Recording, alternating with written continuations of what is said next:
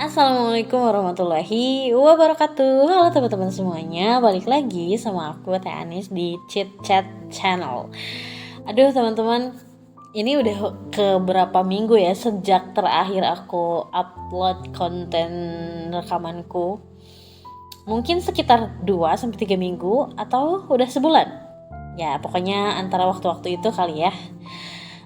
Oke teman-teman, aku mau ngucapin dulu terima kasih buat teman-teman semuanya yang sudah meluangkan waktu untuk klik video aku lewat link YouTube yang udah aku share di WhatsApp. Terima kasih banget walaupun mungkin cuma 1-2 orang. Terima kasih banget udah menyempatkan waktu untuk mendengarkan walaupun cuman 1-30 detik pertama, gak apa-apa. Sekali lagi aku ucapkan terima kasih banyak, dan buat teman-teman yang mungkin nungguin, aku juga minta maaf karena akhir-akhir ini gak seminggu sekali, gak juga 2 minggu sekali, tapi hampir sebulan sekali, bahkan mungkin lebih daripada itu aku upload kontennya karena memang lagi ada beberapa hal yang perlu dikerjakan. Jadi agak sedikit sibuk sih sebetulnya ya kalau untuk waktu-waktu sekarang. Alhamdulillah sekarang ada waktu luang untuk aku bikin rekaman lagi. Oke guys, jadi karena minggu sebelumnya aku udah upload konten rekaman yang isinya aku bacain puisi dan bacain juga kata-kata dari teman-teman penulis di TikTok. Jadi untuk sekarang waktunya aku untuk membahas sesuatu ataupun permasalahan yang mungkin saja teman-teman sedang mengalaminya, atau mungkin saja teman-teman lagi ketakutan nih menghadapi permasalahan tersebut. Permasalahan apa sih Teh? Mungkin ini jadi sesuatu yang juga sebenarnya lebih concern ke perempuan ya, karena aku adalah juga perempuan, jadi sudut pandangku ya sudut pandang perempuan. Aku mau bahas tentang gimana sih caranya kita menentukan pasangan yang akan kita pilih sebagai orang yang akan hidup selamanya sama kita sampai maut memisahkan. Anjay, dalam gak tuh? Oke, teman-teman semuanya, pastilah ya kita sebagai perempuan pastinya punya cita-cita yang tinggi dalam menentukan siapa yang akan jadi pasangan kita. Pastinya kita punya cita-cita punya pasangan yang baik, yang sayang sama kita, yang kaya raya, yang royal sama kita dan lain sebagainya. Tapi teman-teman pernah gak sih berpikir apa sih sebetulnya yang harus kita kejar sebagai kriteria calon pasangan kita? Sebetulnya jauh sebelum kita lahir, jauh sebelum kita bertanya, Rasul sudah ngasih tahu kita ya, ngasih tahu umatnya kalau ada 4 hal yang perlu kita perhatikan, yang perlu kita pertimbangkan ketika kita akan memilih calon pasangan kita. 4 hal itu apa aja? Pertama, lihat dari hartanya. Kedua, lihat dari keturunannya. Ketiga, lihat dari parasnya atau fisiknya. Bukan fisiknya, maksudnya lihat dari kecantikannya. Dan yang terakhir adalah lihat agamanya. Kok bisa-bisanya sih agama disimpan di urutan terakhir? Sebetulnya mungkin bukan di urutan terakhir ya, mungkin karena memang penyebutannya aja yang pertama itu di harta. Sudah pasti ya teman-teman, harta itu jadi sesuatu, kalau sekarang ya, di zaman sekarang itu harta memang jadi sesuatu yang paling diincar, yang paling dipertimbangkan oleh seseorang dalam menentukan calon pasangannya. Dalam hal ini adalah dari sudut pandang perempuan, karena ya itu tadi, perempuan adalah orang yang akan nantinya dibiayai kan oleh suaminya. Maka adalah penting bagi perempuan ketika memilih pasangan melihat dari segi materinya atau dari segi dunianya. Tapi teman-teman, yang perlu kita ketahui adalah benar Rasulullah menyuruh kita ataupun memerintahkan kepada kita untuk meneliti atau untuk mempertimbangkan dari segi materi ataupun segi dunianya. Tapi jangan salah teman-teman, jangan sampai pemahaman kita tentang dunia dan materi ini hanya sebatas tentang kekayaannya yang banyak, kekayaannya yang melimpah. Tidak ya teman-teman. Jangan sampai kriteria materi dan dunia ini menutup pandangan kita terhadap hal-hal yang jauh lebih penting daripada itu. Hal-hal yang lebih penting itu apa? Ya tadi, setelahnya adalah ada keturunan. Jangan sampai kita memilih untuk bersama dengan pria kaya tapi keturunannya bukan keturunan yang baik. Ya, maksudnya keturunan yang baik tuh keturunan yang seperti apa? Keturunan yang misalkan dari segi attitude-nya baik, dari segi apa ya, pokoknya kehidupannya keturunannya baik lah gitu. Kita pasti semua udah ngerti lah keturunan yang baik itu ya seperti apa, yang turun-temurun mereka soleh, turun-temurun mereka bertetangga dengan baik dan lain sebagainya. Kita udah paham lah ya teman-teman. Jadi jangan sampai kriteria dunia ini membutakan kita untuk tidak memperhatikan kriteria yang lainnya, yaitu kriteria keturunannya, kriteria kecantikan atau paras bisa disebutkan parasnya mungkin ya, dan juga kriteria agama. Nah teman-teman, di samping pentingnya kriteria harta tadi ataupun kriteria dunia tadi, ada 3 kriteria yang perlu kita perhatikan juga. Utamanya ada di kriteria agama. Kita harus paham dan kita harus percaya bahwa nanti kita akan pulang. Kita akan berpulang ke pangkuan yang maha kuasa. Maka kita harus mencari seseorang yang bisa menuntun kita kembali ke pangkuan yang maha kuasa dengan selamat, sentosa begitu ya, dengan selamat dan sejahtera. Jangan sampai kita selalu terpaku terpaku pada kriteria dunia dan melupakan kriteria agamanya, sehingga kita lupa bahwa nanti kita mau dituntun sama siapa kalau misalkan suami kita tidak, atau bukan suami ya, maksudnya kalau misalkan pasangan kita tidak memiliki kriteria agama yang baik.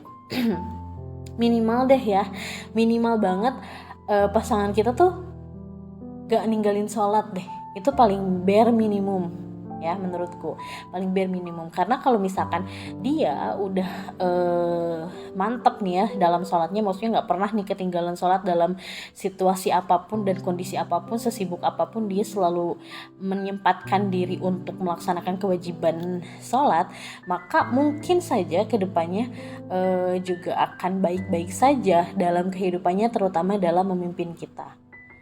Entah itu sholatnya diterima atau tidak, tapi biasanya memang orang yang menjaga sholatnya itu ya hidupnya akan terjaga gitu ya teman-teman. Jadi teman-teman, aku gak akan bilang bahwa kriteria harta ataupun kriteria dunia itu tidak penting, karena tidak bisa dipungkiri kita ini hidup di dunia dimana harta itu ataupun dimana segala sesuatunya itu butuh uang ataupun butuh harta gitu ya. Jadi aku gak akan bilang kalau harta tuh gak penting, yang penting tuh ini enggak. Kriteria dunia sama pentingnya dengan kriteria yang lain. Tapi teman-teman, seperti yang udah aku bilang tadi, bahwa jangan sampai kriteria dunia ini membuat kita lupa terhadap kriteria-kriteria yang jauh lebih penting daripada kriteria dunia ini ya. Salah satunya adalah kriteria agamanya. Kita harus mempertimbangkan kehidupan beragamanya seperti apa gitu ya teman-teman. Jangan sampai kita lalai karena gak apa-apa deh, yang penting kaya raya, gak apa-apa deh gak sholat, gak apa-apa deh gak bisa ngaji, gak apa-apa deh nanti juga bisa belajar, yang penting kaya raya. Gak gitu ya konsepnya teman-teman. Kata Rasul itu kalau bisa tuh yang 4-4-nya harus baik gitu. Dari segi harta deh dulu kita bahas. Yang pertama dari segi harta. Hartanya tuh maksudnya Rasul tidak memerintahkan kita untuk cari yang kaya raya 7 turunan gitu ya. Tidak, tetapi juga tidak memerintahkan cari yang kayaknya hartanya sedikit, tidak.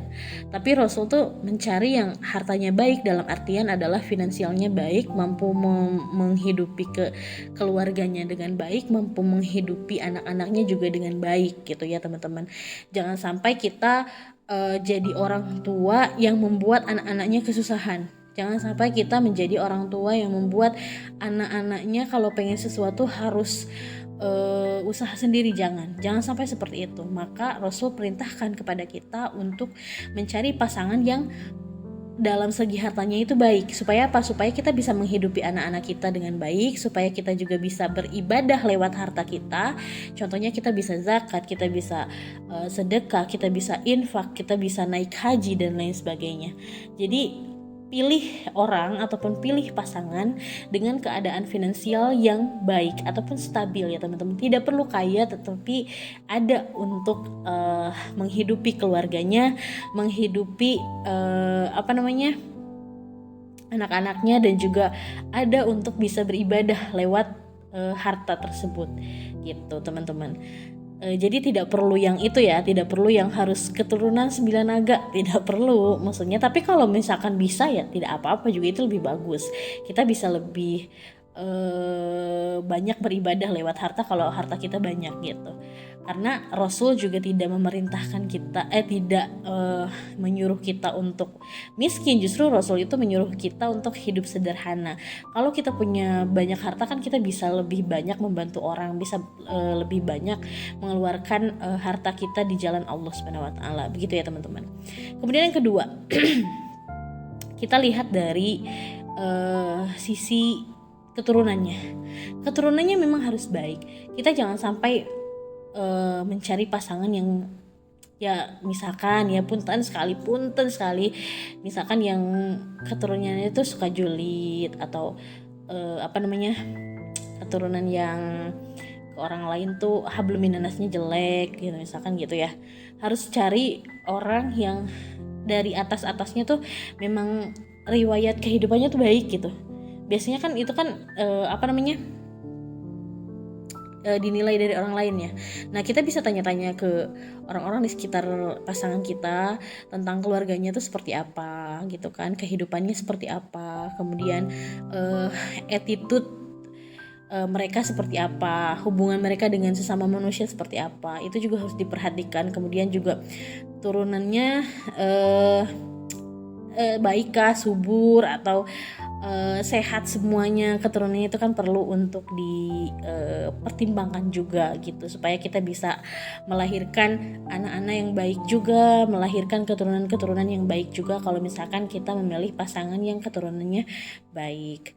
Kemudian yang ketiga, kita juga harus memperhatikan dari segi kecantikannya. Sebenarnya aku udah baca beberapa, maksud dari kecantikan di sini itu tidak selalu kecantikan pada paras ya teman-teman. Makanya tadi aku agak belibet ngomongnya. Maksudnya tuh kecantikannya tuh tidak hanya berfokus pada kecantikan fisik saja, tetapi juga kecantikan akhlaknya, kecantikan budi bahasanya juga itu harus diperhatikan. Jadi jangan sampai cuma cantik wajah aja tapi akhlaknya minus, budi bahasanya minus dan lain sebagainya. Itu juga perlu dipertimbangkan. Memang di zaman sekarang itu kecantikan memang nomor 1 ya teman-teman, pastinya ya. Laki-laki pasti selalu mencari yang cantik, perempuan juga sama, selalu mencari yang yang ganteng begitu ya. Tapi kita kadang suka lupa gitu kalau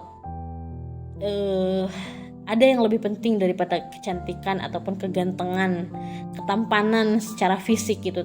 Ada yang lebih penting dari itu, yaitu adalah kecantikan akhlak kita, kecantikan hati kita, kecantikan budi bahasa kita dan lain sebagainya. Itu yang perlu dipertimbangkan. Jangan sampai kita memilih orang yang hanya cantik secara fisik saja atau tampan secara fisik saja, teman-teman. Kalau bisa kita dapatkan keduanya. Ya cantik paras, ya cantik juga hatinya. Ya tampan parasnya, ya tampan juga hatinya. Kalau misalkan harus memilih antara keduanya, ya kita harus bisa lebih baik memilih yang tampan hatinya tapi parasnya biasa-biasa saja gitu, dibandingkan dengan memilih yang tampan parasnya tapi hatinya buruk. Nauzubillah min dzalik ya teman-teman. Semoga kita dijauhkan dari hal-hal ataupun dari orang-orang yang demikian gitu ya. Kemudian yang terakhir, dari segi agamanya, kata Rasul, cari pasangan yang agamanya baik gitu kan. Tidak perlu ustadz, tidak perlu habib atau syekh atau apa ya. Yang penting adalah beliau ataupun calon pasangan kita itu paham bahwa agama tuh penting dalam kehidupan. Segala sesuatunya selalu melibatkan agama, selalu memperhatikan dari segi agamanya seperti apa. Misalkan mau berbuat sesuatu, kata agama gimana, ataupun misalkan selalu mengedepankan aturan agama dibandingkan dengan aturan-aturan yang ada di dunia ini. Begitu ya teman-teman. Seperti yang aku bilang tadi, bahwa bare minimumnya aja pasangan kita tuh harus orang yang gak pernah ninggalin sholat. Sesibuk apapun, sesibuk apapun, dalam kondisi apapun, dia gak pernah ninggalin sholat gitu. Apapun kondisinya. Kita kan sering lihat nih postingan-postingan di TikTok. Aku pribadi sering lihat postingan-postingan di TikTok orang-orang yang kerja di kapal pesiar, di kapal-kapal besar. Ada beberapa orang yang videokan satu laki-laki yang dia sholat di atas kapal pesiar itu. Jadi kita harus cari yang kayak gitu. Maksudnya tuh yang kayak dalam kondisi apapun, dimanapun tempatnya, kalau misalkan sudah waktunya sholat ya sholat gitu.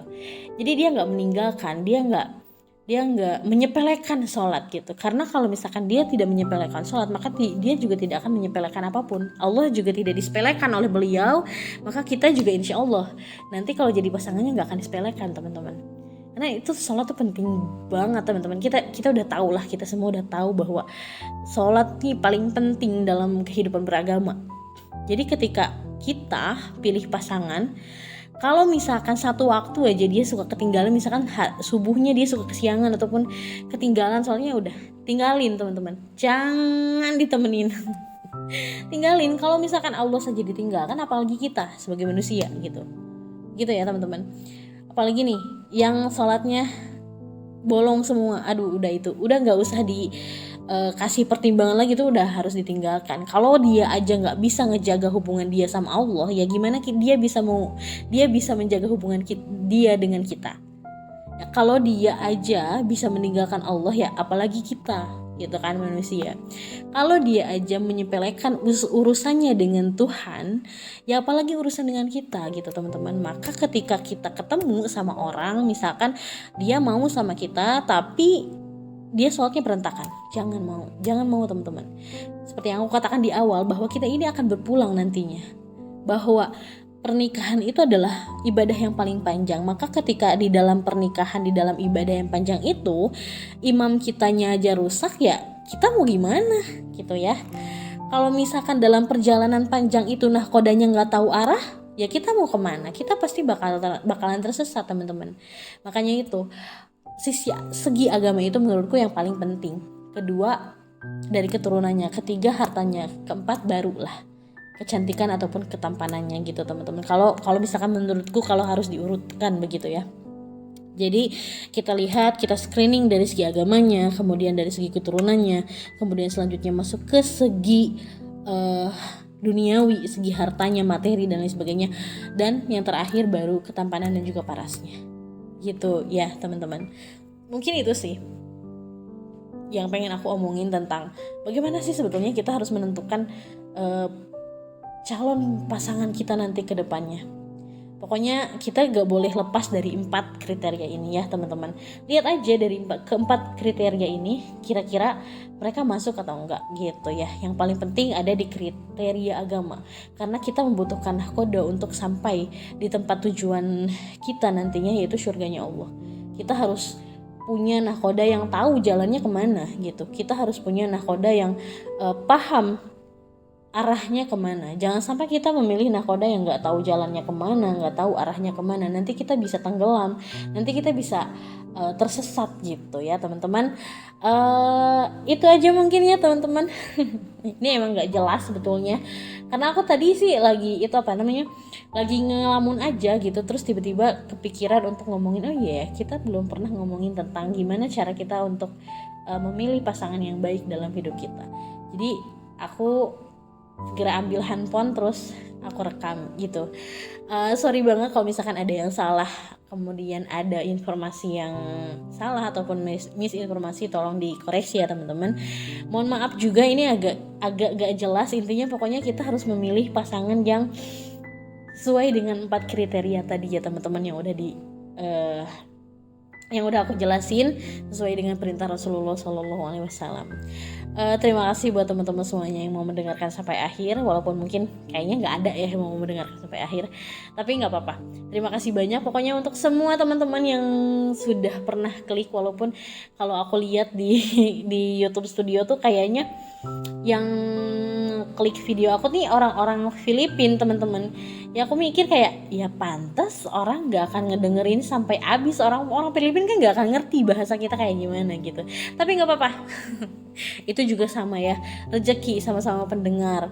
Terima kasih banyak buat orang-orang Filipina yang suka klik video aku, dan untuk orang-orang dan teman-teman se-Indonesia aku juga terima kasih.